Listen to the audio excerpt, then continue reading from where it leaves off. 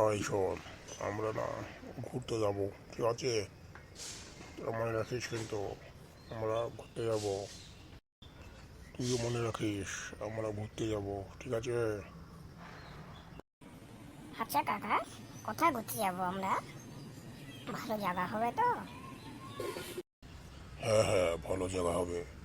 ভালো জায়গা না হলে তোকে নিয়ে যাই। আচ্ছা কাকা, ঠিক আছে, আমরা যাবো ঘুরতে।